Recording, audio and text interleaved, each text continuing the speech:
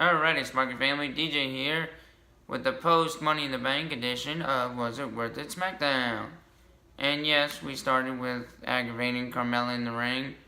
Asuka's music hits and James Ellsworth comes out mocking Asuka, and then Asuka interrupts them, and yeah, I just didn't like it. I don't like Carmella as the women's champion, so wasn't worth it to me. Next we had Becky Lynch defeated Billie Kay with Peyton Royce at ringside. Peyton Royce and Billie Kay, it was a pretty good match. It went back and forth a little bit. Had a little distraction from Peyton Royce, but it was a pretty good match. Went back and forth. You thought at times that Billie Kay could win, but to no avail. Becky Lynch does win. So it was worth it. Next we had finally SAnitY debuted and attacked the Usos.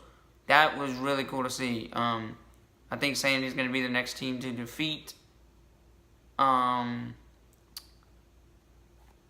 going to defeat the Bludgeon Brothers. They came out and Jimmy and Jay could not do anything. They were supposed to have a match, but it didn't happen. They just got beat up like crazy, and it's going to be fun to see them fight in the weeks to come. Next, we had a really good match, much better than their pre-show match on Money in the Bank. Was a SmackDown Championship match against the Bludgeon Brothers, your champions, versus the Gallows and Anderson, and this was really, really good. It went back and forth a lot. You thought Gallows and Anderson could have won a couple times. Everyone got their spots in. The brothers, they made them look vulnerable at times where they could have lost, but to no avail. The Bludgeon Brothers come out and win the match. It was really, really good to see. It was fighting at its finest. Both teams were really strong, and it looked like anybody could have won, but the Bludgeon Brothers ultimately win. Was worth it, yes. Next, we have... Alright, we had a big 5-way gauntlet match to see who would take on AJ Styles at Extreme Rules. We had Big E, Daniel Bryan, Samoa Joe, Miz, and Rusev. And we started off with Big E and Daniel Bryan. They went back and forth for about a good 10 to 15 minutes. This match is almost an hour long, so it's just telling you that so you know how much time you need to sit there.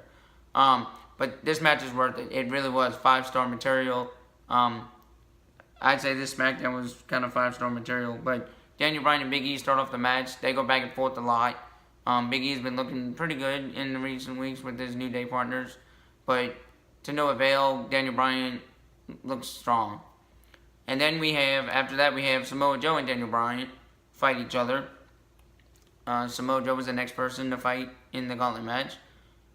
And Daniel Bryan, looks like Samoa Joe just comes in there and barrels his way through Daniel Bryan for the first 5 or 10 minutes. And then Daniel Bryan gets some offense in and wins the match. Next, we have the Bludgeon Brothers come in and interrupt Daniel Bryan after he beats Samoa Joe. They do the little finisher thing that they do together. And then The Miz runs in. Miz's entrance hits. They run in. And he doesn't even take his time down the ring. He just does a skull crusher finale and pins him 1, 2, 3. Takes Daniel Bryan out. It's a good thing for their feud, I think, in the future. And finally, we have Rusev Day. He's kind of a tweener, as we've seen in recent weeks. The crowd likes him, but I think he's really a heel. Kind of weird. It's strange, but I like him. It went back and forth a lot. I thought The Miz was going to win because The Miz is really the true heel in this. And WWE does like a heel versus face type thing for their championship matches. So I think that the New Day, that the Rusev Day is going to win. That Rusev Day did win, but I just thought, you just had that feeling. I just had that feeling that Rusev Day was going to lose. I was very surprised when they did win. Just The Miz is that heel that is good. He plays his part very well, and he would have been a good matchup for AJ Styles. But to no avail, Rusev Day lives on, and we hope that Rusev Day does not lose at Extreme Rules because it is on Rusev Day. So, overall, SmackDown was almost about an A. Not an A plus because they had some bad things, but I'm giving it about 4.5 stars if you want to go that route. But overall, it was really worth it. So please check it out.